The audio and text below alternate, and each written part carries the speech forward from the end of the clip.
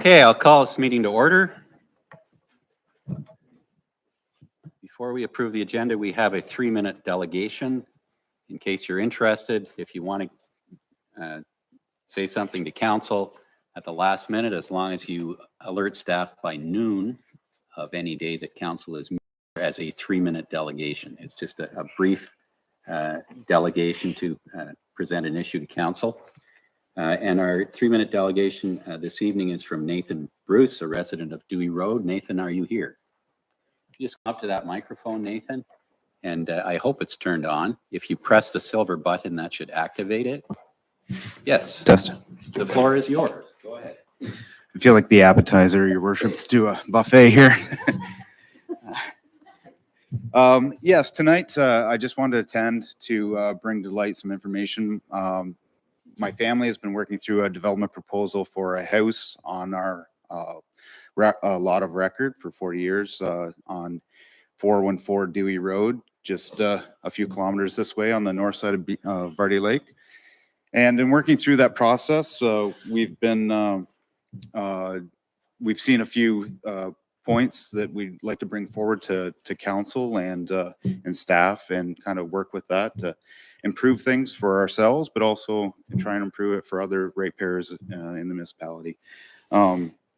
In past, we've brought delegations for that laneway to seek improvement and regular maintenance, and that's happened, and we're quite happy with that, thanks to the roads manager over time. And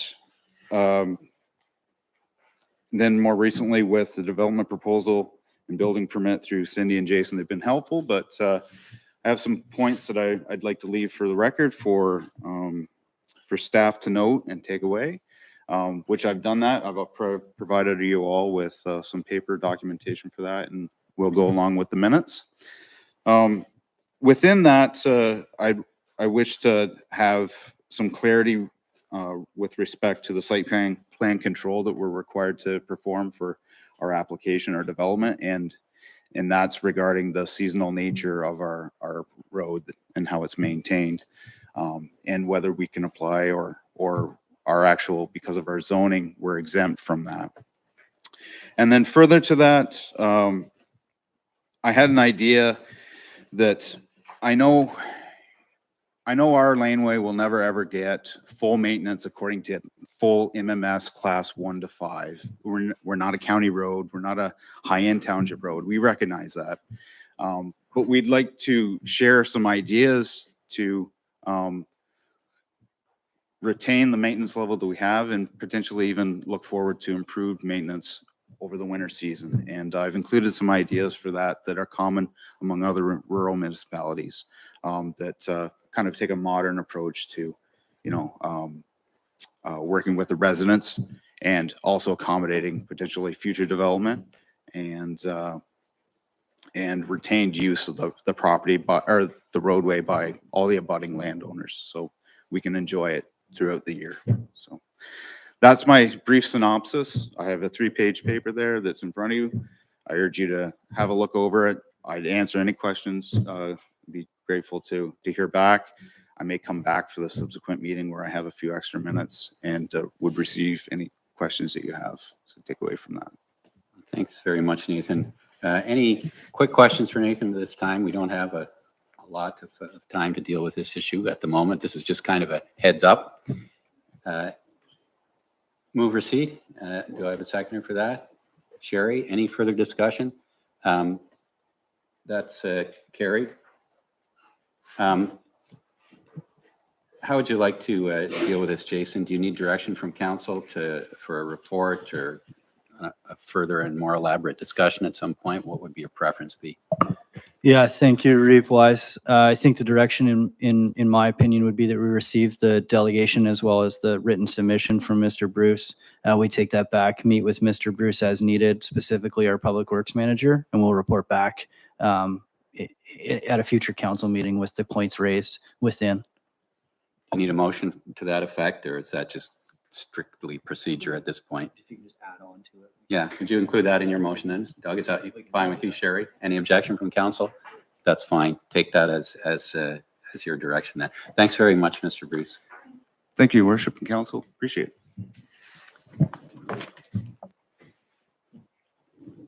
Okay, I need a motion to adopt the agenda as printed. Sherry and Rob, any discussion? All in favor? That's carried. Thank you. Any conflicts of pecuniary interest and the general nature thereof? None declared. The minutes of our February 5th, 2024 council meeting. The motion would be that the minutes of the 653rd session of Stone Mills Council from February 5th, 2024 be adopted as circulated. Mover. Wenda and Wendy, any discussion on those minutes? Any questions? Wendy, all in favor? That's carried. Thank you. Our meeting of Committee of the Whole, that was our budget meeting from February 13th. I need to move that the minutes and recommendations from February 13th be adopted as circulated. Doug and Sherry, any discussion on that? We'll be talking about that later in the meeting in any case. All in favor? That's carried. Thank you. Okay, our 15-minute delegations, we have 3. The first is Wayne Goodyear, groundwater issues and future development. Wayne, you know the drill. Just come up to the table. I'll wait to do receiving and so on until after these delegations, if that's all right with council. And I'm going to be moving around the room, and I think that's going to be all right to be picked up by your mics. Okay, because not moving around the room unless they're throwing things. Yeah, I don't think it'll pick you up if you're very far from the mic, Wayne. Okay, I'll walk over and point and come back to the mic. That sounds fine. You can carry it. Yeah, that's true. Yeah. It's your mic, not mine. Okay, here we go. So I was asked by the community group that's worried about the loss of farmland to have a look at the water situation in this particular area, but more also for the valley in general, because a lot of things I'll say tonight apply to our karst glaciated valleys. They're really tough spots to operate in, and some of them are amazing farm spots.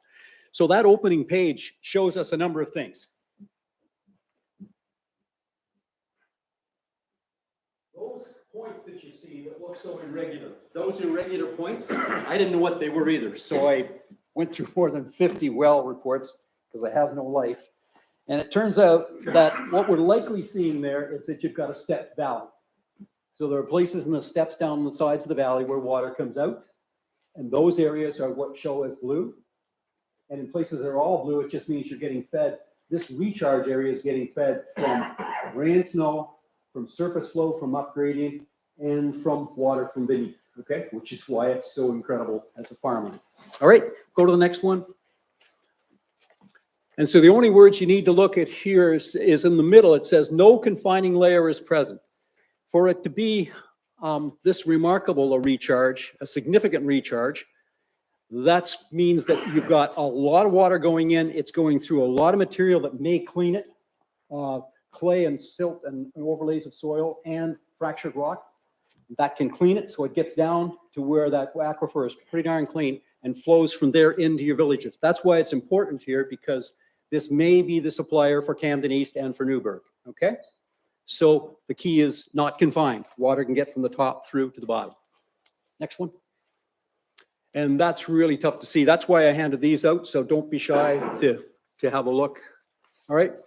What I did with the well checking was determine that in general, our water comes from top to bottom, flows downhill. You can write that down in case you weren't aware of the fact. So, but it does some other things too. And in doing this, I discovered that there's a real water course runs across the County Road number 4. And that water course actually is a stream, and I drove over it tonight, and it's full and flowing. And I thought, where's that coming from? Because it doesn't make any sense. We don't have another full stream in that area. So using the wells, you can deduce where the water is flowing and where it's starting at the top. All that top area is actually recharged. It's just not significant because it's going through broken limestone until it finds a spot to run in, okay? But once it arrives in this large reservoir, it's recharged. That reservoir, I guess you could picture it that way, that it's like a reservoir in California, only it's not open water, it's saturated stone media, okay? Still full of water. And therefore, it's a real good source of both water and maybe clean water, depending on how it's been treated. Okay, next one. And so this just shows you the relationship between the various things when you look at them in this form. And you realize now that we've got a recharge zone that lines up almost exactly with your really good quality land. Well, what a surprise. We get really great soils from the glaciers, and we get forests over the top that build up the podzol layer on top of that for thousands of years.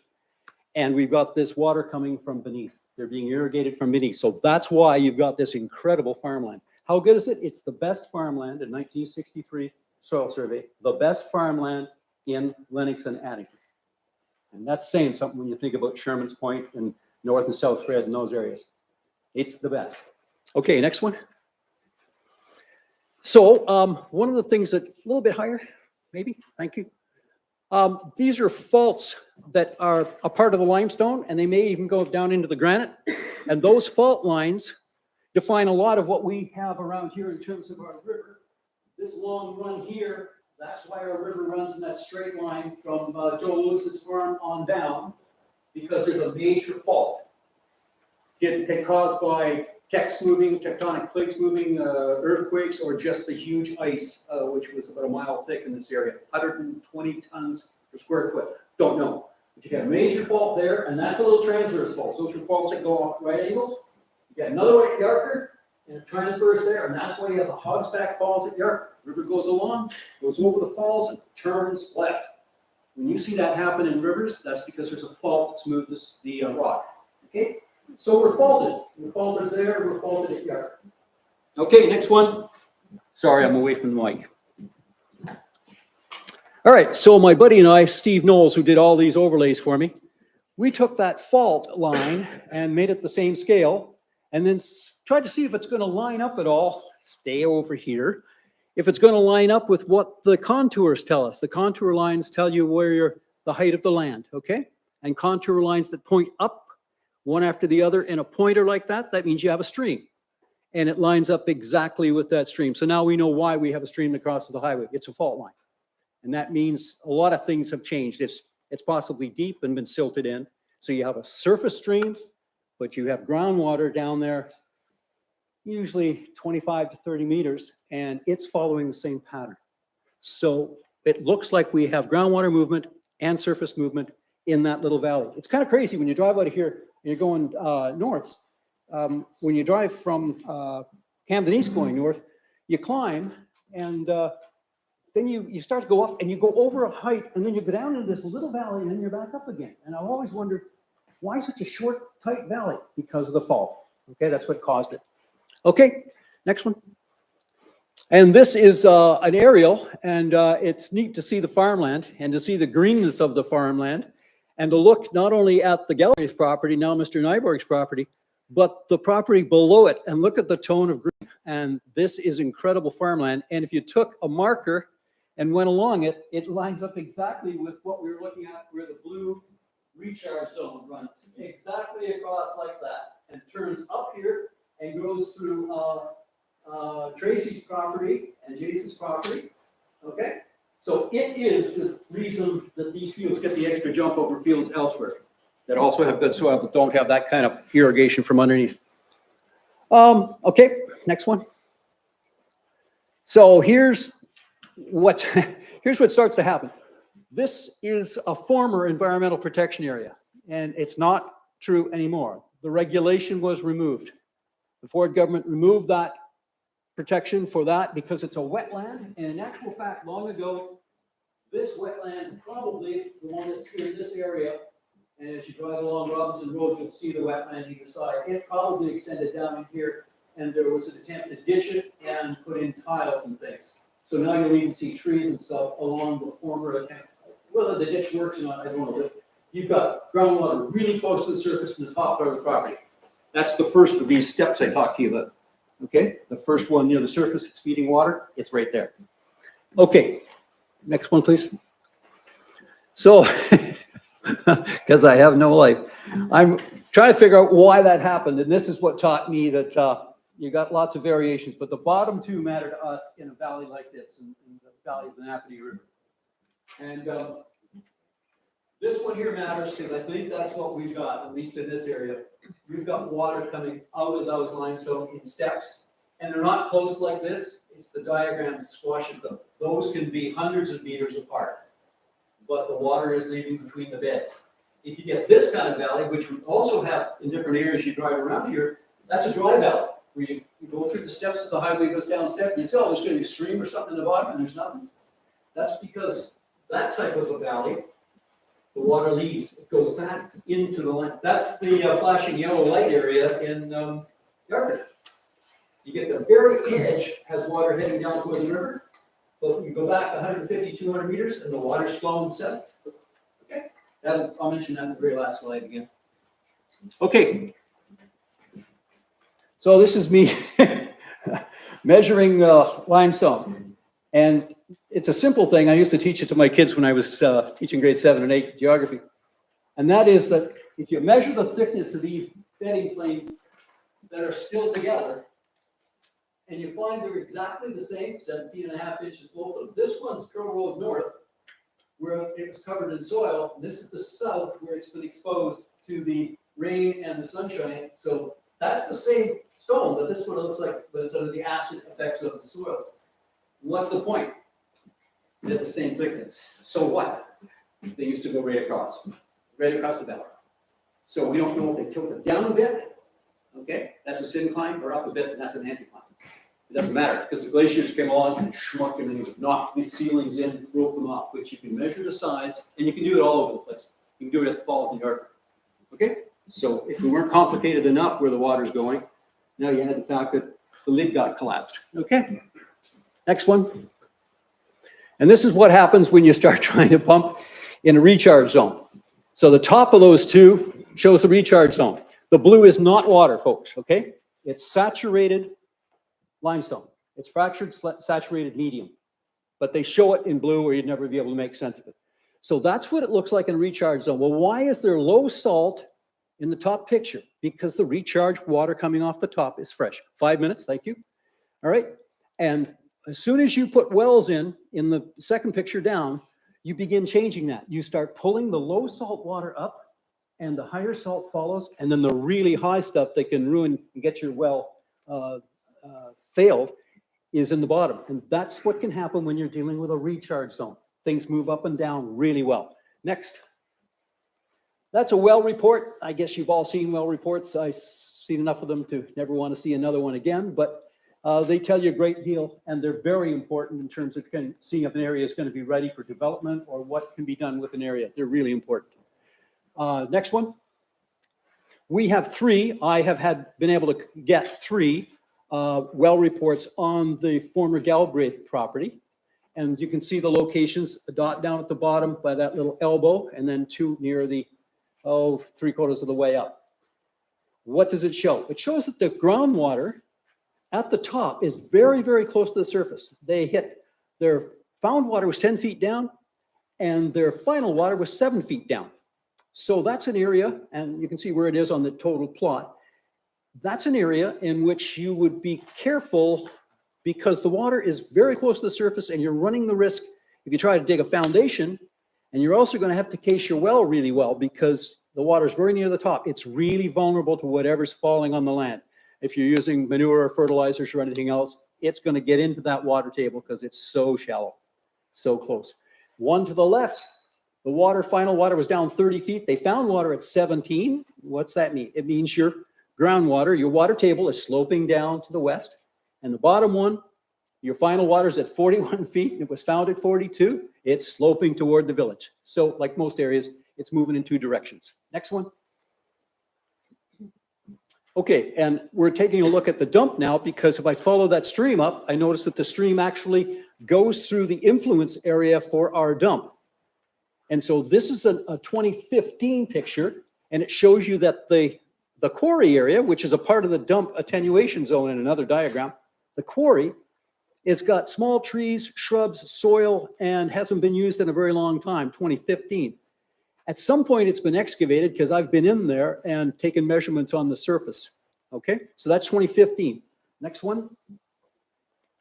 All right, and so what this is showing us is from the legend, And you've got your sheets, because this will be really nice for you on your page, but folks in the audience can't see this for the hoop. The one that matters a lot is the existing waste footprint. That's the yellow one, okay? And all these blue and white dots, those are monitoring wells. Some of them do both the surface water and the deep water, the groundwater. And some of them, like this with the triangle, they're just doing surface water. All right? And why is this important? Well, if you take a look at where the wells are, and in the 1970s, Doug Davis and I spent evenings monitoring the methane fires by the hour. That's the shape it was in the 70s. And in the 70s, the Ministry of the Environment put forward an effort to close it. And there was a lot of back and forth, and it didn't close, but it was scheduled, not scheduled, that's wrong. Their report indicated the need to shut this place down, and it's still going, 60 years later, okay? And what I'm telling you now is that I'm a little suspicious here when I see this much from this well all the way around to these two, that there's nothing down here. This is part of the oldest well site, and I'm wondering why there weren't more wells put in there, and maybe something that professionals could recommend, okay? Well, we have a funny issue, and I'll show you on the next one what that is. I'll have to do it in 1 minute. I can do it in 1 minute. Okay, so here we go. What's the problem? Dry, since 2016, maybe from 2014. Dry, October 22nd. Dry, down here. This one here, dry. The next one up, SW2 goes dry from time to time. Okay, we got a problem. I think that this land tilts this way a little bit. Tilts so that there's not just a flow to the southeast, but to the east. Okay, and give you the next one. And that's the dry wells, that's their wells. These are the years, and those are the wells that were dry. And yet, reports keep making that everything's just fine, nothing to worry about. Two key statements. They say that they think that the dangerous stuff is attenuated, but they don't say where. And they think that the surface water readings, and this is important, they are really, and they're good engineers, they're saying they don't think that they're originating in the waste site, in the landfill site. So you ask yourself, well, wait a minute, where are those exceedances coming from? Okay, go ahead. And just, yeah, that's exceedances. These are the rates that you're looking at. If you can move that over a bit, it doesn't matter. If they're marked with exceedances, they're twice or 3 times what they should be. All the rest are fine. That's the key. All the rest of the really dangerous ones are fine. Go to the next one. And these are all the exceedances on those things right there. Sulfates, hardness, dissolved solids. Real high exceedances. And they aren't sure that they're even coming from our waste disposal site. So I believe we have the second miracle. The first is the farmland, and the second is the dump, where we need to have this looked at. And I've asked council to get the 1970s report on that dump. It's vital. Give me the next one. That's what a landfill site looks like. It has been a disaster for Richmond, but not getting dramatic. But that's what the plume looks like. We should have a plume out of this dump of ours. Doesn't mean it's going to go very far. Doesn't mean it's threatening anything. But we don't have any idea. And the engineers doing the reports, if they could find a plume, they'd show you. And we're not having them. So I honestly don't know what's going on. All right, give me the next one. And this is what happens when you get it wrong. So this is an excerpt from the Ontario Water Resources, who moved in when we had 30 kids get hepatitis in Yarker in 1964. The surface drainage in the area of the well is from the northeast to the southeast. That is, the surface drainage is from the area of the well towards the septic tank tile bed.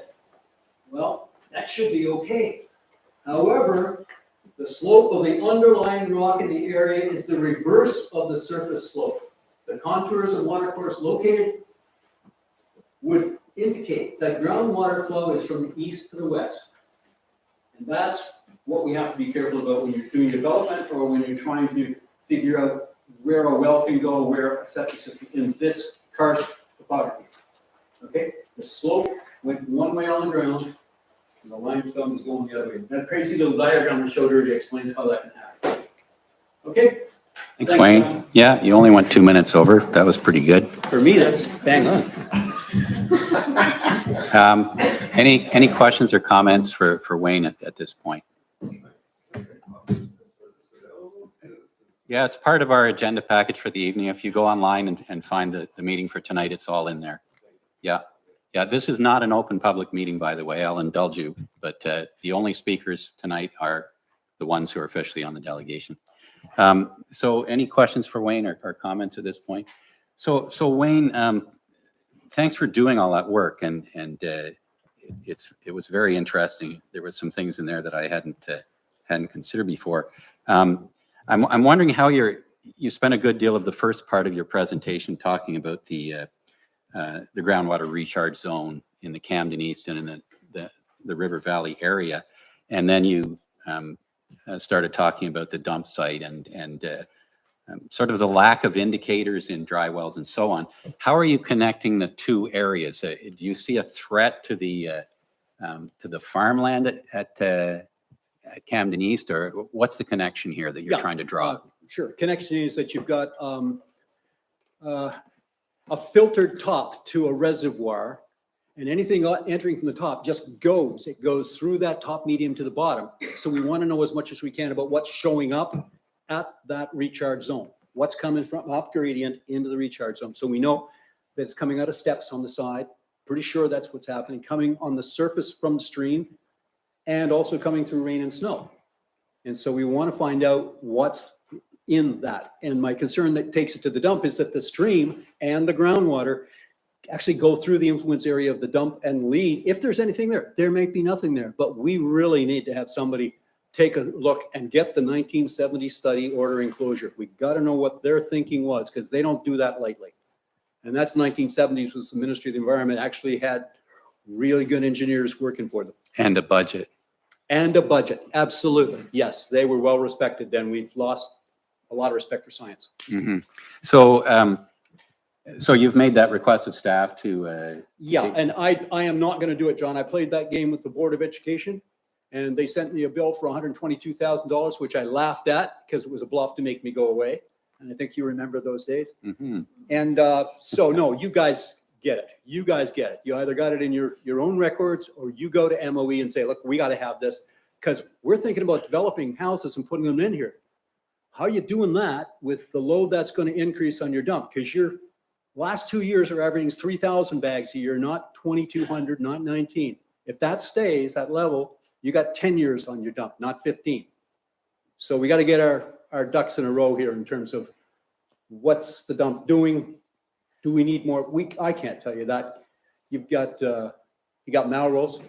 Have Melrose take a look at this and review this thing, but get the study that said it had to be closed to see why they were saying it had to be closed. And what's been done meanwhile to yes, to mitigate whatever they were concerned that's about right. at that What point. techniques are being used, and how many fill areas? How many times has it moved around?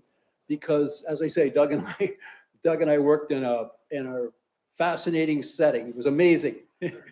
Yeah, we were the fire department, and we were watching. You couldn't put it out. You just had to watch it in case it went insane. And we'd sit around and tell lies the whole night. So there is a certain irony here, and I agree with everything you said. We want to know. We want to make sure, as you say, maybe there's nothing. Most of the I think all of the materials, for want of a better word, that have been found in the groundwater aren't what you call toxic contaminants. They're right. Elevated levels of iron, sulfur, things like that. So we aren't seeing heavy metals. We aren't seeing bacterial contamination and so on. And you're not seeing the polyaromatic hydrocarbons, the phenols, Right. the cancer causers. Carcinogens. You're not seeing those. Yeah. And we're going, it'd be almost more reassuring if you had some minor exceedances in those areas. So are we missing it? Is it completely gone? And where did it go? Do the wells need to be deeper, or do we need more of them? Do we need them down gradient more? Yeah. And those are things that MOE, to a certain extent, the Conservation Authority and so on, have to be recommending in their certificate of approval.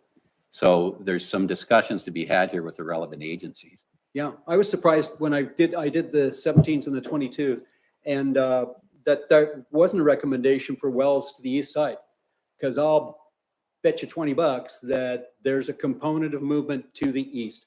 The floor of the excavated quarry, so I took 100 inch straight edge because I try to be a carpenter sometimes, and put my level on it and then measured what the drop was. And it was 2% to the east and 2% to the south.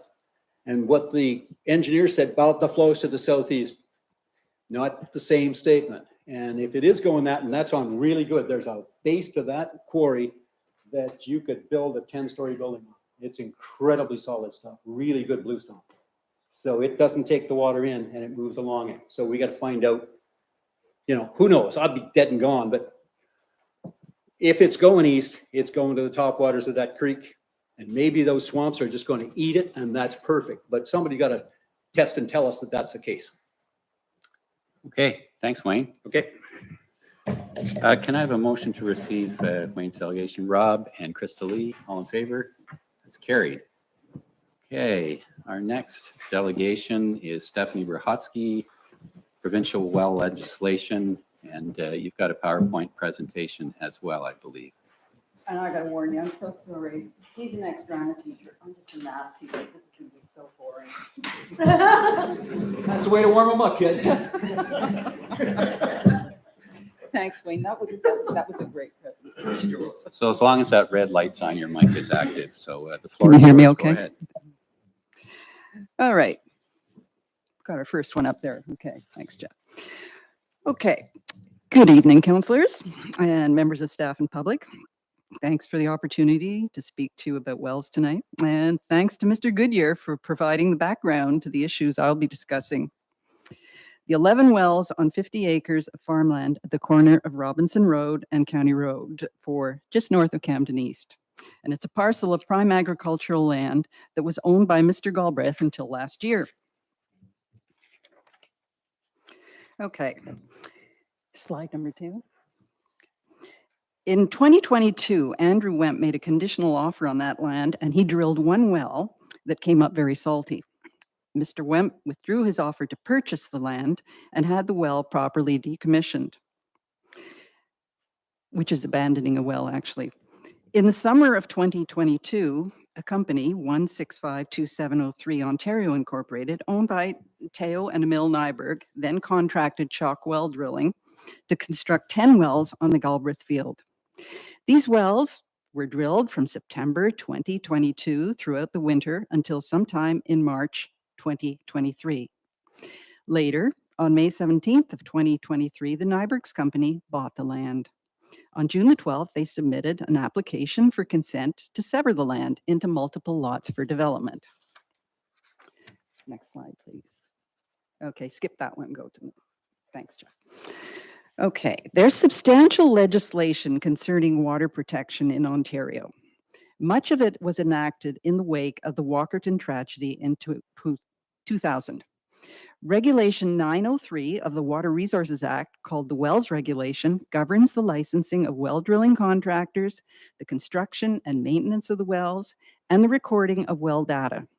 It's the go-to document for all of the above. But if you want to find out more about wells and read it in layman's terms, check out this one. That's the one at the bottom, and it's called Water Supply Wells Requirements and Best Practices, and it's put out by the Ontario government. Okay, now you can go back one slide, thanks. For those of you who don't remember Walkerton, it occurred when a poorly constructed well in the municipal water system became contaminated with E. coli bacteria from a cattle farm in the area. 7 people died, and hundreds became ill, and some with permanent damage to their health. Okay, so this takes us to the Galbraith field. Sadly, some things don't change. In some sense, all 4 of the factors that were in play in Walkerton on the Galbraith are in play on the Galbraith-Nyberg land, and they present risks to water supply in Camden East. My concerns fall into 2 areas. The first one is the application process and lack of disclosure or reporting of well information. And the second one is possible groundwater contamination due to violation of regulations governing sealing of wells and abandonment or decommissioning of wells. Let's look at the application and disclosure process first. Okay, before any drilling commences, the contractor has to know the site. The driller has to access information about geology and formations, aquifer types likely present, all the stuff that Wayne just talked about. And that driller should also see a copy of area formation maps and reports at local, municipal, and conservation authorities. Now, that information is readily available and helps the contractor advise the well owner about where to drill. Next slide. This is the significant groundwater recharge area that Wayne talked about. It's shown in red. And the Galbraith land, if you can see, there's a star in the center. That's the Galbraith land is situated right in the middle of that. As Wayne said, it's a giant filter for the aquifer that supplies Camden East with water. 3 concerns arise from the location issue. The location of the significant groundwater recharge area was never considered in deciding where to drill the wells. In fact, when I talked to the well driller, he claimed he didn't know of such a thing, and that despite his company having been in business in the area for over 100 years. And yet here it is on the Township website, available to all with computer or transportation to the Township office. The Nybergs never disclosed the existence of the 10 wells on their application form for consent to sever, even though the application form requires a survey map disclosing any feature, natural or otherwise, specifically mentioning wells that may affect the application, in, of course, the applicant's opinion. Well, 10 wells in an important recharge area, they didn't think that was an important consideration? I believe they did. That's why they left it out. I think if someone poked 10 holes in your coffee filter while you're brewing it, you'd find the effect significant. Yet the application was signed off as complete by the planning staff, but it wasn't complete. Critical information had not been disclosed. The Nybergs further stonewalled at the November 29th Committee of Adjustment meeting. When I questioned them about the wells on the property, Emil Nyberg said he knew nothing about them, not his thing. Teo, initially silent, finally after prodding said he thought there might be 7 wells. Emil agreed the wells were there when they bought the property. True, but that's misleading, since they put them there. So he contradicted his earlier statement that he didn't know about the wells. But by law, chalk well drilling would have provided them with 10 reports and or field notes about the drilling. Why then were they so evasive about the well's existence and origins? My third point, the location and number of these wells in the recharge and aquifer areas were not issues raised by the Stone Mills staff or Committee of Adjustment when it considered the initial and subsequent amended applications. There was no discussion about the wells even when the Nybergs were put on the spot about it at the November 29th meeting. How could staff not know about the wells? At least one party to the application process is culpable. How can a Committee of Adjustment make a well-informed decision when they are not well-informed? Pun intended. The sad reality is that there was no oversight or control of the siting and drilling process, and this is true across the province. The development proposal would never have raised concern had it not been for the vigilant resident who saw the wells being drilled and raised the alarm by submitting an appeal letter to council. Without the several appeal letters from residents, the application to sever would likely have been automatically approved without even being sent to the Committee of Adjustment. Next slide, please. Skip that one. Okay. So this brings me to problems in the structure of the wells. And my topic is well construction and sealing. Every well must be properly sealed. To seal a well incorrectly or not at all is a violation of the well's regulation. It's not just the well itself that must be sealed against a number of risks, but the hole in the ground outside the casing, known as the annular space, must be sealed according to strict protocols. This diagram shows the casing in the center of the hole. That space around it is the annular space, which usually goes all the way down to the bottom of the casing. Next slide, please. Layers of sealing material, often bentonite, concrete, or cement, must go down several meters to the bottom of the well casing. And those are 3 examples. The one on the right is the best practice. The regulations are specific, and circumstances of soil geology and construction dictate how this must be done. If this space is left open, it can become a pathway for the migration of surface water, contaminants, gas, and groundwater, either up or down the length of the casing. A properly sealed well prevents this. In addition, the surface of the soil immediately surrounding the well must be graded away from the well in order to divert runoff. Okay, here's two examples provided by the Ministry of Environment literature of how not to seal a well. Both are in violation of the well's regulations regarding sealing. And you can see the space, the annular space around the bottom of that well. That's a test well, by the way. And it's not sealed, it's open. And that opening goes all the way down to the bottom of the well. Next slide, please. Here's another one. And that opening wasn't discovered until they dug out the surface to find out that it hadn't been filled all the way down. Okay, so now you see what an unsealed well looks like. Let's go to the next slide. These are 5 of the wells on the Galbraith-Nyberg field that were drilled at least a year ago. The annular spaces have not been filled and have been open to surface contamination and runoff for a year. This is a serious violation of the wells regulation. There is no visible sealant, and the land surrounding the well does not appear to be graded away from the well hole as required. The careless disregard of required protocols to seal the wells against contamination is apparent. Now let's have a look at the poster over here, okay? This is a blow-up of the survey sketch that Nyberg submitted on their amended application for severance. And you folks over here, you won't see that, it's behind you, so you might want to turn around. You can see Robinson Road at the top, County Road 4 on the right, and the Cataraqui Trail is a curved feature across the bottom. Chalk well drilling registered 3 tagged, that is numbered wells, with the Provincial Wells Registry. And these were probably the well reports that Wayne was talking about. These are the red dots on the poster. So you got 2 at the bottom along the Cataraqui Trail and 1 up in the middle of the field, somewhere up north there. The record provided the GPS coordinates, so these 3 wells are located quite accurately. The records also indicate that these wells are sealed with bentonite to depths of 20, 15, and 9 meters. It's not known whether any inspections were carried out to verify this. 2 other wells, represented by the green dots, are tagged, that means numbered, but they're unregistered because they're not yet considered complete, and that's okay. The blue dot in the upper right-hand corner is the Wemp well that was abandoned, and it was accurately located by Mr. Wemp himself for me. All the other locations on the map are estimates. I don't know exactly where they are. What further work is planned for the green incomplete wells is not known to us. Will they be drilled deeper? Will they be fracked? A process that can be very risky in the sensitive recharge area.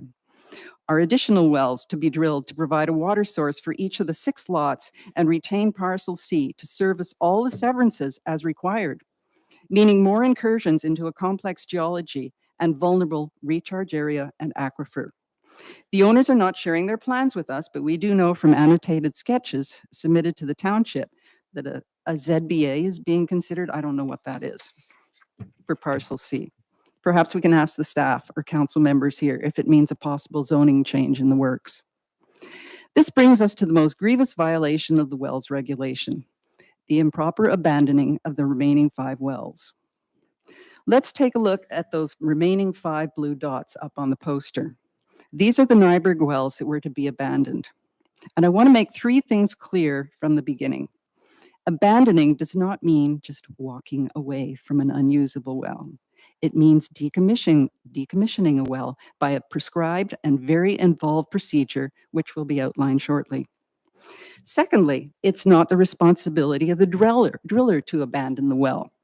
Under Regulation 903, it is the well owner's responsibility to do this and to ensure that it's carried out according to 903. Next slide, please. Okay, skip that. I left it out. Okay, next one. Skip. And yes, here we go. Okay, when to abandon a well. The abandonment has to take place immediately when evidence of salt, sulfur, or any other contaminant is discovered in the water. According to the Chalk Well Drilling Company, 4 of the 5 blue dots indicate wells that came up salty. It isn't clear why the 5th is being abandoned. Perhaps it was dry. You'd have to ask the owners. The abandonment process on the Nyberg wells should have started immediately after the wells tested poorly last winter, but the process was never begun. Abandonment is an involved 9-step process, probably more involved than the original drilling of the well. It requires some special machinery, sometimes cameras and equipment, and is a considerable additional expense for the well owner, which is another possible reason for the failure to disclose the existence of the wells. It is a violation of the wells regulation to improperly abandon a well. Next slide. Oh, thank you. Okay. Here's the sequential procedure that must be done to abandon a well. It's quite involved, and I'm not going to go through all the steps because I don't have the time. It appears that these steps were not followed, as it depends on another, one depends on another in sequence. It's obvious from this table that abandoning was not done. A properly abandoned well has the casing removed as far down as possible, is completely sealed, and is no longer visible on the surface. The record of abandonment was to have been submitted to the director within 30 days of the removal of equipment last winter. There is no record of this because the decommissioning was never done. You're doing great, Jeff. Thanks. So what remains are open holes, subject to surface contamination over the past year. The Galbraith land, now owned by the Nybergs, was farmed throughout the 2023 growing season. Farming was carried out in very close proximity to and around improperly sealed or graded wells. Contaminants most likely have entered the annular spaces. How far did those contaminants move, and did they reach the aquifer? We don't know. This constitutes willful negligence in violation of provincial regulations. Liability falls entirely on the well owners and possibly the landowners who permitted this. The existence of the wells has been downplayed by the owners. These wells are open wounds on lands that for generations have provided a natural filtering system and protective layer for the complex geology of the region and the large aquifer supplying Camden East. 11 wells have pierced that layer of protection, and in doing so, at least 5 have breached layers of salt as well as other contaminants, possibly allowing direct conduits to the aquifer below. Next slide, please. So let's go back to the beginning of my presentation, to Quinte Conservation's take on factors that led to the Walkerton tragedy. They include an improperly constructed well. I've shown you several on the Galbraith-Nyberg land, and though the Walkerton well supplied a large municipally operated water supply system, our municipal supply is the aquifer. Walkerton involved a contaminated water source. The vast groundwater recharge zone north of Camden East has for years provided a natural filtering system for surface water, runoff from roads or nearby farms, including the Galbraith land itself. A nearby livestock operation, streams, ditches, and any open wells. Contaminants of the Walkerton water supply came from a livestock farm, but that farmer was not liable. He had done nothing wrong. The well was the issue. The third problem with Walkerton was inadequate training and education of public utilities staff. We don't have staff, trained or otherwise, to oversee the construction and maintenance of wells. And the fourth problem, and the last one I'll mention, insufficient reporting requirements to the Ministry of the Environment. And in this case, the Fox is in charge of the hen house. Now we know why wells on the Galbraith-Nyberg land were never reported, neither to the township nor to the ministry. Action would have been taken against the well owners. They would incur fines and considerable expense to finally proceed with decommissioning, and their application might be denied or deferred indefinitely. Moiling for gold, they are now also liable for any resulting contamination of the Camden East aquifer. Now I have a summary. So I've come to realize and conclude that Stone Mill staff, Committee of Adjustment, and Council were not adequately informed and therefore lacked the competency to approve the Nyberg consent application.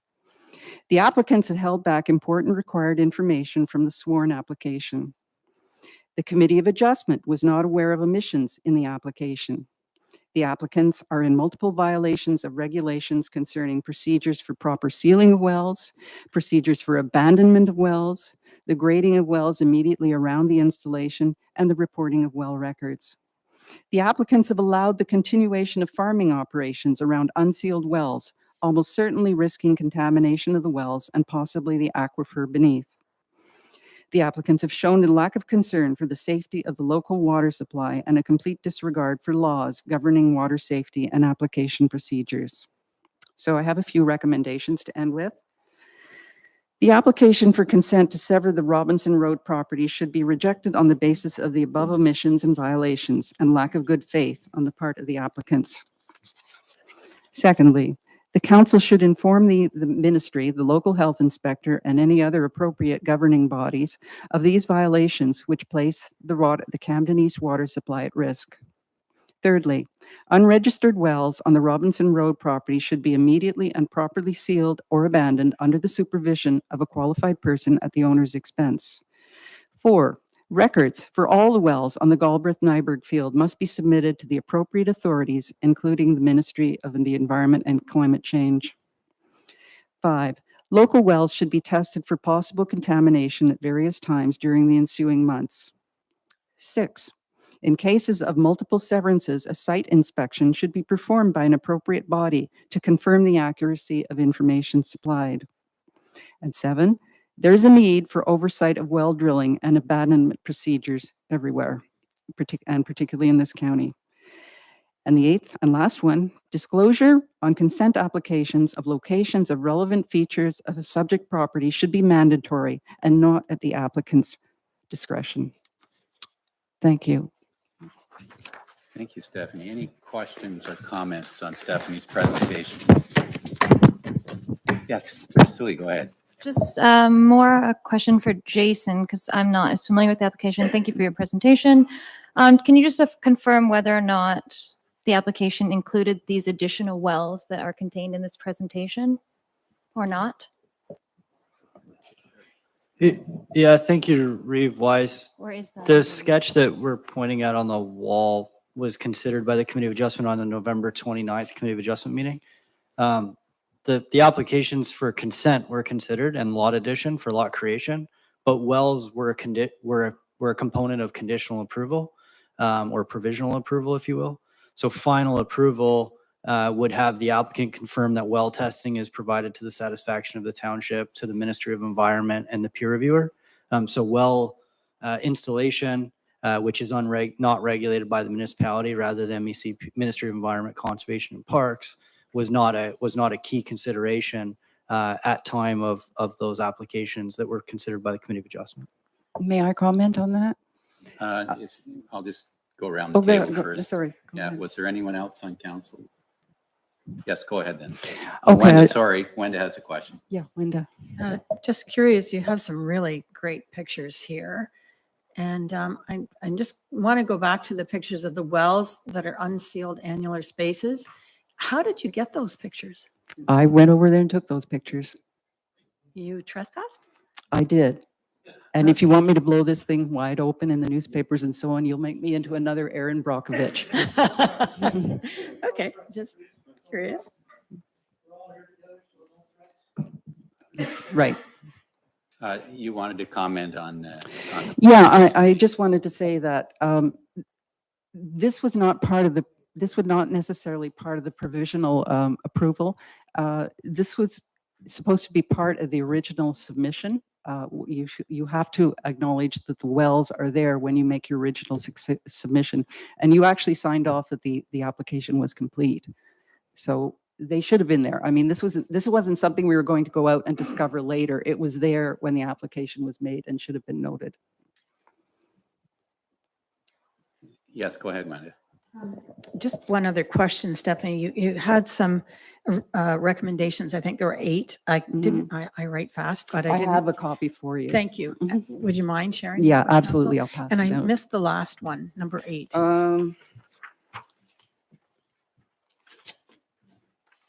Yeah, we can get copies for every one of those. Yeah, it's just that I said on consent applications, the locations of relevant features of a subject property should be mandatory and not at the applicant's discretion.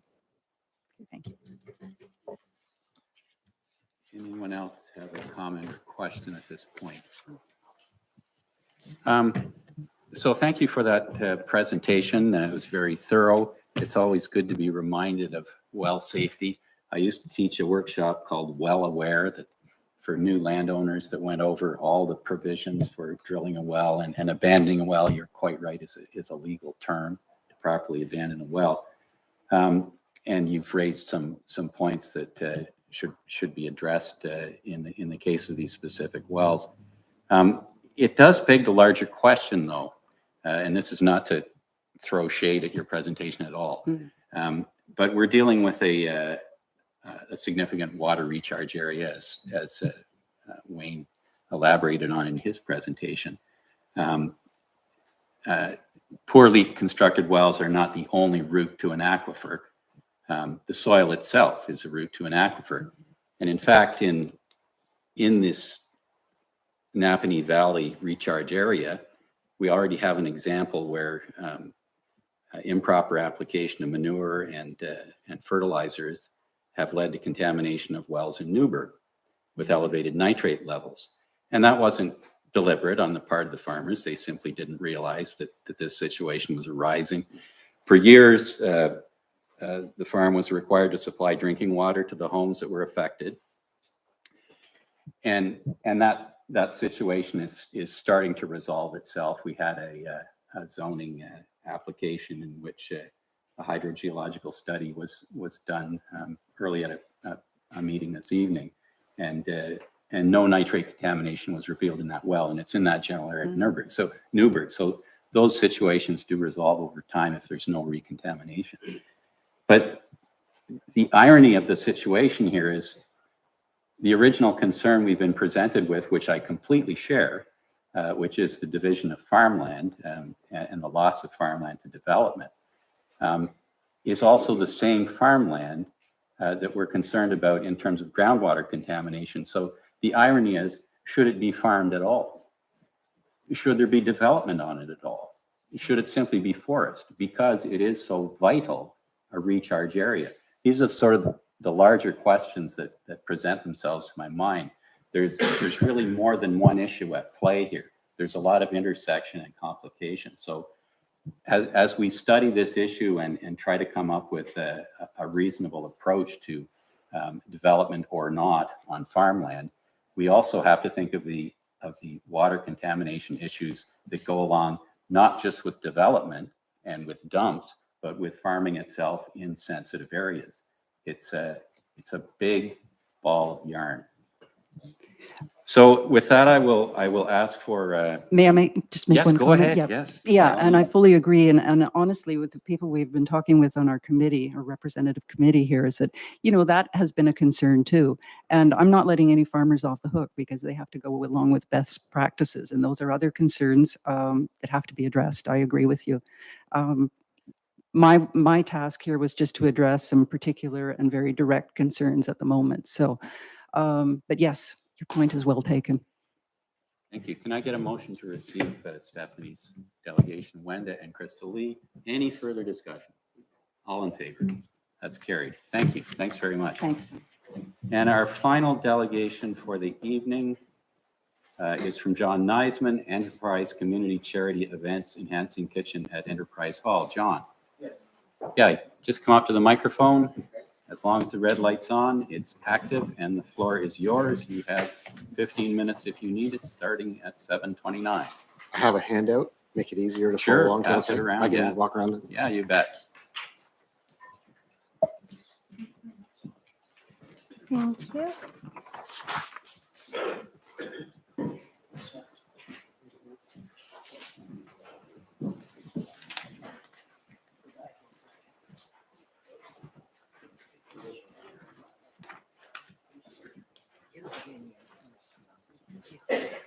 Which one is it you're looking for? Thank you. So my wife and I have started, we call it the Enterprise Community Charity Events. So so far we've had 6 games nights, family games nights. There's been 275 that have attended. So we're getting roughly 45 people per night. It's every second Friday night. We had 3 benefit breakfasts. Total attendance was 413, so we're averaging 137 per breakfast. And then we had a Valentine's chicken dinner. 108 tickets were sold. So we had 796 total attendance for those events, and we raised $5,742, and it all went to charity. So we go down to the breakfast and meals. So the breakdown, December 2nd, we had 137 people that attended, and we donated $1,015 to New Legacy Center. And then January the 20th, we had 147, and the benefit was for the Burke family in Tamworth. It was $1,502 that we donated to them in cash. We just did the J. Dearborn Valentine's dinner, 108 as I mentioned, and we generated $2,400. So $880 was donations and the rest was profit from the meal. And we just gave a check to $825 to the Enterprise School. Past Saturday, 129 attended. So planned for 2024 is we'd like to do 2 games nights per month, so a total of 24, and then 12 breakfasts, so 36 different events at the Enterprise Hall, plus additional meals. So the reason I'm basically here is, I don't want to hurt anybody's feelings, but the kitchen currently in Enterprise, I think it was done 30 or 33 years ago, roughly, somewhere around 30 years ago, I think. It would be nice to upgrade the kitchen. We're nice enough, there's a family in Stone Mills Township that I found a lot of restaurant equipment, a restaurant that went under. So I have a stainless steel hood. It's all commercial. So it has the blower, fire suppression system and so on. There's a very large, it's about a year old cooktop run by propane. So it's roughly $28,000 worth of merchandise. This family, when they heard I had found this deal on it, they had said, you know, what can we do? Is there a way that we can enhance the kitchen? So it was quite a deal. The guy was asking like 12 and change for it, and we got it for less than that. So people were nice enough to give me the cash, and I went and got it, and I have it basically in my garage. Logistically, I'm not sure how we go about doing it or if we can do it. But it'd be really nice. It's a great community outreach program that we're doing. And it seems to be growing pretty much every time we do something. And we're always, all of the proceeds are going to whoever is in need. So we're not retaining part of the money or any part of it. We want to give out as much as we can. That's kind of where I am. So what are you requiring of council then, John? How would we go about getting approval to modify or enhance that kitchen? And how soon could something like that be done? I guess that's a question for staff, at least in terms of the practicalities of the issue, and what our policy is on our plans are for the kitchen and so on. So I'll ask Jason and perhaps other staff to respond to that. Go ahead. Thank you, Reeve Wise. Mr. Neisman, my first question, just to sort of conclude, if you will, this printout that you've passed around. Yeah. $28,000 of commercial kitchen items. If I understand, they're in your garage. You own those. Those would be donated to the municipality to facilitate the upgrade to the existing kitchen. Do I understand that correct? Yes, 100%. And then there's 4 items that would be subsequent that would be needed to be purchased to outfit the rest of that kitchen. And those are a propane deep fryer, stainless steel, whatever, hand wash station, and a freezer and a fridge. Is that the idea? Yes. Okay. So with that, Reeve Wise, my recommendation would be that we receive this information. Obviously, our facilities manager's not here this evening, and understand, again, I wouldn't even know what a cost would be for these 4 items at the bottom of the page that we'd be asked for to contribute. But take this information away and see what we are being asked as a staff and report back to council in partnership with Mr. Neisman with his $28,000 in contribution for equipment of what that would look like, and see what the feasibility of it would be on our site. None of that information or none of that background work has been done to support this. This is ultimately getting the ball rolling, if you will, and being a first step. and making it known publicly the successes of your functions. But I don't feel we have any sufficient information in front of us this evening to provide any further recommendation than that for council. Thanks, Jason. Any, Crystal first and then Doug, go ahead. Thank you for your presentation, and it looks like amazing events. I'm happy to make the motion for the report to be generated by staff. Doug? I didn't want to move a motion right now. That's okay. It can stand. We can just continue to discuss. We should also share the information or the request with existing users and look for feedback from existing users.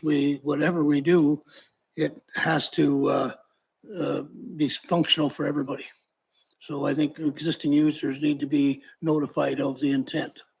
Okay, and then I would second it if that's concluded. Is that satisfactory, Crystal? I think that makes a lot of sense, and that sounds great. Yeah. Anyone else? Wendy? Could I just make a suggestion to look at the electrical? The suppression system is extremely intense. So the electrical would probably have to be updated. I think a lot of things will have to be part of this report, including And that. I guess I had a question in regards to the income, the 5,742. Does that come to council, or is that your group's money that you No, have and give out? you can see in that report. So all that 5742 went to those 4 people. So New Legacy Center received 1,015, Burke Family 1,502, J Dearborn $2,400, and Enterprise School, we just gave them the 825 this morning. So that money has been given to those. So we find out who is in need, and then we basically promote that dinner or that breakfast for that family or for that need or for the school. And then 100% of the proceeds. So we pay the rent, the food, everybody's volunteer, and every penny goes to that event. Did you have something else, Jason? Yeah, Jason's got something to add at this Thank point. you, Reeve-Wise. I forgot to mention this in my initial response. The other thing that I want to mention is it's not been lost on staff that we're to prepare terms of reference for our existing halls. And I'm looking at my colleague, Councillor Fenwick, because I know it's important to him.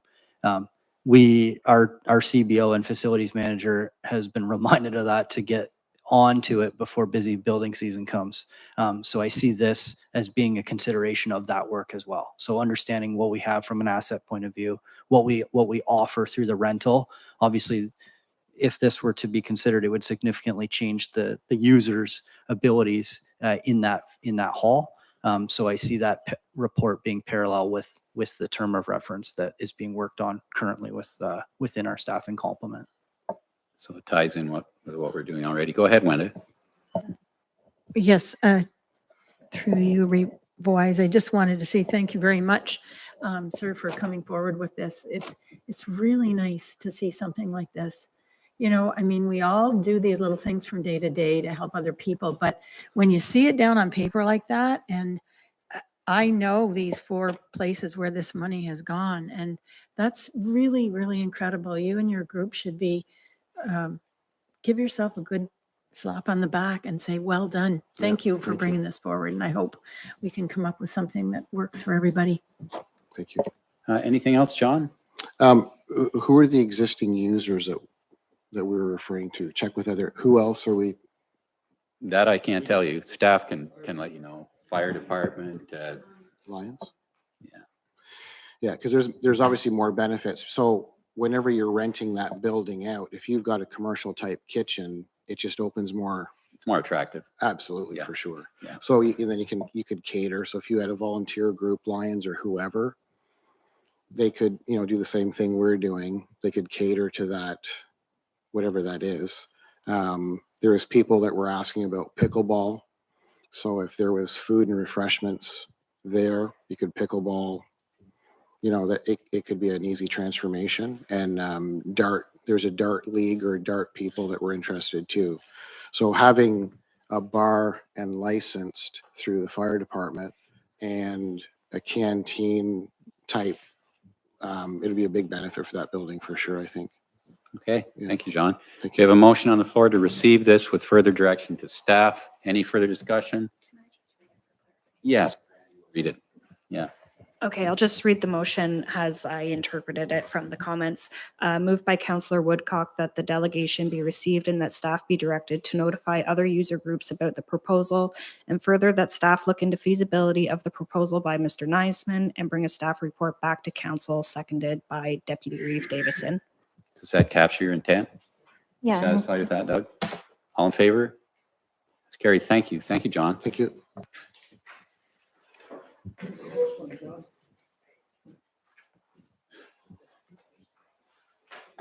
Okay. Moving on, 8.2, Manager of Development Services, Deputy Clerk Sands. We have a zoning bylaw amendment application D06-2022-530, which we dealt with in an earlier meeting this evening. The recommendation is that the report entitled Zoning Bylaw Amendment Application D06-2022 be received for information, and further that bylaw 2024 to be numbered later, being a bylaw to amend zoning bylaw 2014-744 as amended, 530 Main Street, Newburgh, be enacted and passed, and that the Reeve Council be authorized to sign and seal. Did you want to say anything further about this, Jason? No, thank you, Reeve Wise. I have nothing further to add. I can answer any questions as needed. Any questions from council on this one? Can I get a mover and seconder then, please? Doug and Sherry, all in favor? That's carried. Thank you. Our next item, 8.2.2, agricultural land policy options. The recommendation is the council receive the report entitled Agricultural Land Policy Options, and further, the council directs staff to make a formal request to the County of Lennox and Addington to undertake a comprehensive review of the prime agricultural land use designation within the county through the completion of a LEAR/or ALES study or equivalent at time of official plan update. And further, the council directs staff to commence a township-initiated official plan amendment and zoning bylaw amendment to further regulate residential development on lands with class 1 to 3 soils to solicit public input from the broader community. Can I get a mover and seconder to put that on the floor, please? Wenda and Wendy. Jason, go ahead. Thank you, Reeve Wise. I'll be brief and look to my colleague Nancy Wortman from Arcadis to help us out. And she's got a presentation to overview the staff report for council this evening. My brief intro is this, of course, dates back to essentially the Committee of Adjustment meeting of November 29th, 2023.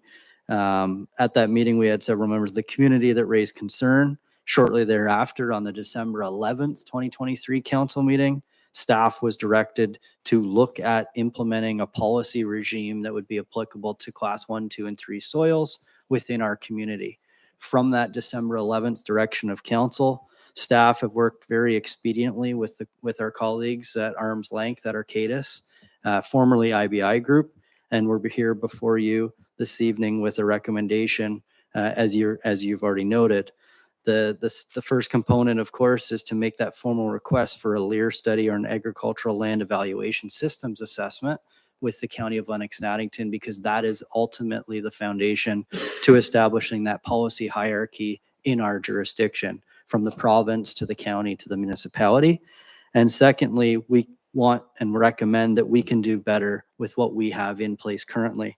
Beyond what we've got designated as prime ag in our current official plan, we see policy options in expanding our regulations to 1, 2, and 3 soils through the initiation of an official plan amendment and zoning and bylaw amendment that have some draft policies before you this evening. With that, I'll let Nancy overview it and provide any support for questioning as needed. Thank you. Nancy, do you want to come up? Yeah, just press the silver button there and that'll activate the microphone. And the floor is yours.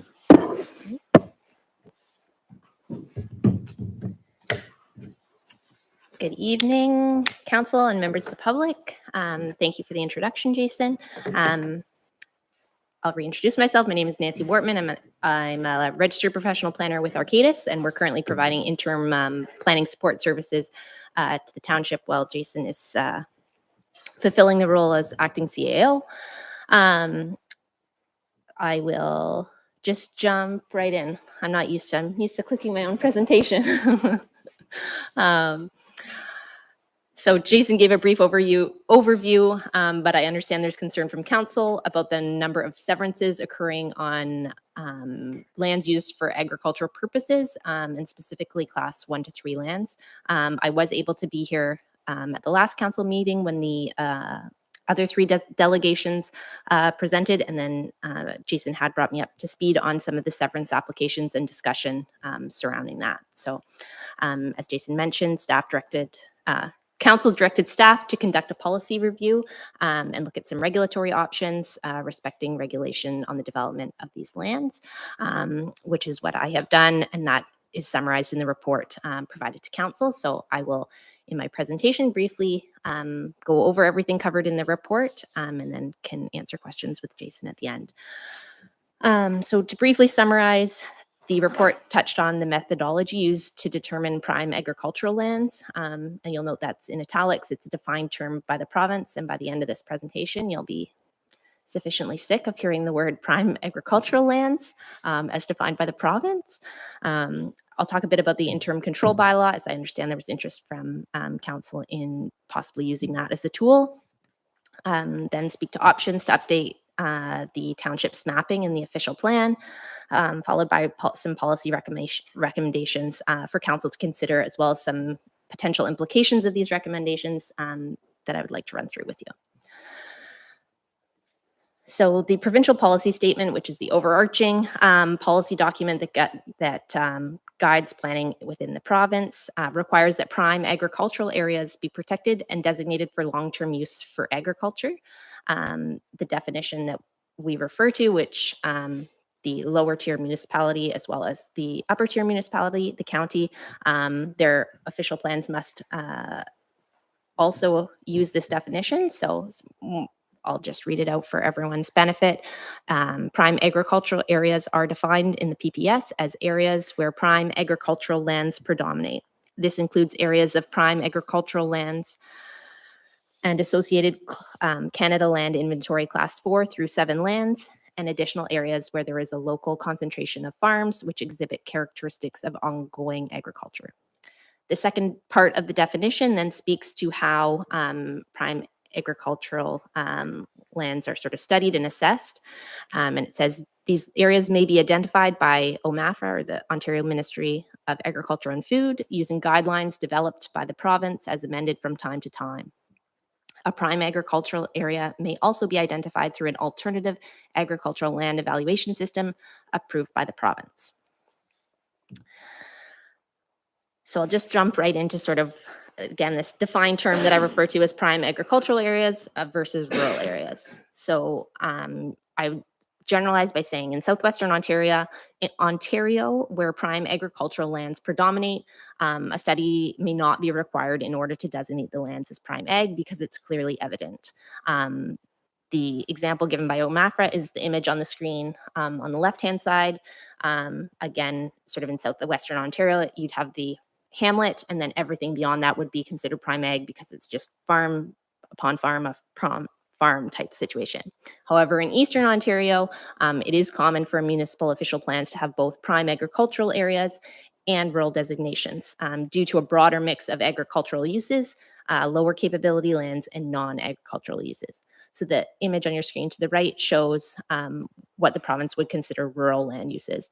And please keep in mind that a rural designated lands also include agricultural uses. They just do not meet this definition of prime agricultural areas provided by the province. So in terms of the methodology that I spoke about in that second part of the definition, where a study is needed to determine or refine prime agricultural designation, there's two different types of studies that are recognized by the province. One being an agricultural land evaluation system, or AILS, and the second being a land evaluation and area review, or a LEAR study, as it's commonly referred to. Both methodologies are not standardized. The province provides guidelines, but they are then tailored to the local context. So unfortunately, as a result, they're highly subjective. To briefly summarize The ALE study is largely a desktop exercise looking at aerial mapping and soil conditions, and then subsequently followed by ground truthing through site visits. Whereas the LEAR process is a GIS-based weighted scoring system, which uses mapping and a number of weighted criteria to establish and assign scores to different outside of the Greater Golden Horseshoe, so that's sort of Toronto area, subject to the growth plan. There is no PPS requirement to undertake a LEAR or an ALE study to address the policy in the provincial policy statement. And I'll circle back to that a little bit later in the presentation, but that's sort of some information that OMAFRA clarified for me. So I think part of what's relevant is between the prime agricultural designation versus the rural designation, what's the difference between those two? If I'm saying rural designation permits agricultural uses and is intended to have agricultural uses. Well, the policy environment for lands designated prime ag is much more restrictive. Generally, permitted development is limited to agricultural uses and those that are deemed compatible with, so sort of your agri-food, your agricultural related uses. Lot creation within prime ag lands is severely limited. You'd only be able to create large agricultural parcels, 40 hectares or greater, or smaller parcels specifically for agricultural related use. Again, that's a defined term by the province. And then for the severance of a residential surplus dwelling in the case where there's farm consolidation. So you're not going to see the severances for just a non-farm residential dwelling in the prime ag area. So then on rural lands, the intention is to accommodate a much wider variety of uses in addition to agricultural uses. And the policies permit development that is compatible with the rural landscape and can be supported by rural service levels, so private well and septic in the case of Stone Mills, as there's no municipal services on the water and wastewater front. The creation of new lots for non-agricultural purposes is permitted on rural designated lands, and they're required to comply with the minimum distance separation formula, which relates to livestock facilities in the area. Okay, so that's sort of the summary of the policy environment from a planning perspective that we're working with, and some of the defined terms and the difference between prime ag versus rural. So that sort of overview sets the scene for some of our subsequent discussion. So speaking specifically to using an interim control bylaw as a planning tool to temporarily freeze development, given the immediate concern from council and the public. I understand that there was interest in using it to freeze development on lands classified as 1, 2, 3 soils, with the intention to also apply to new lot creation.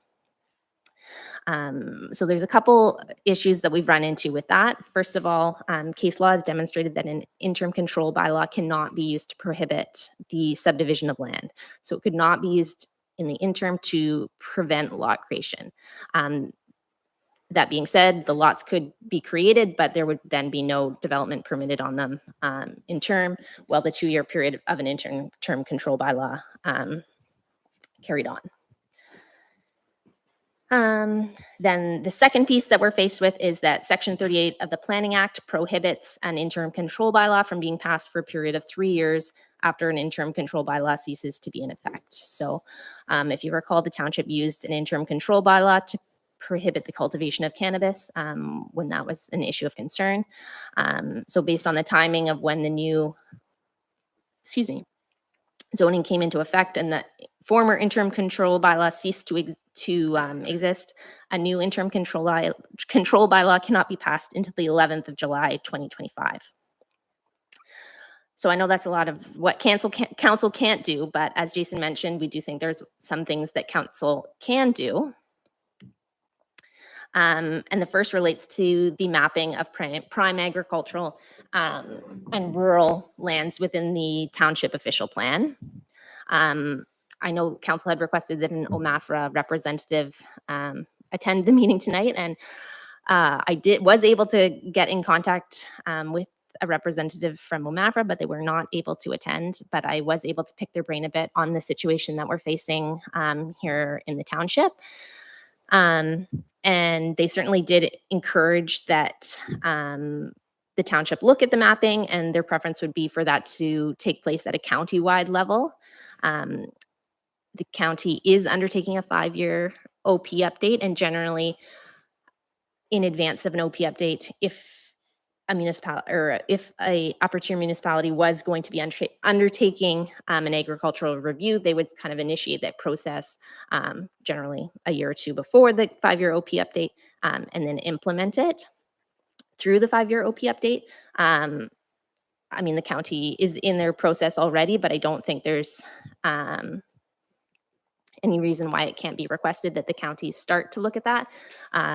They have put a temporary pause on the county OP update in light of the province contemplating what they're doing with these potential changes at the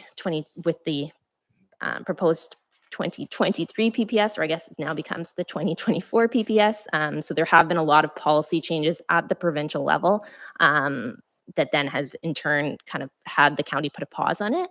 I called and spoke with the planner at the county and their consultant that is completing the update, and they did confirm that they have no plans to complete an agricultural review.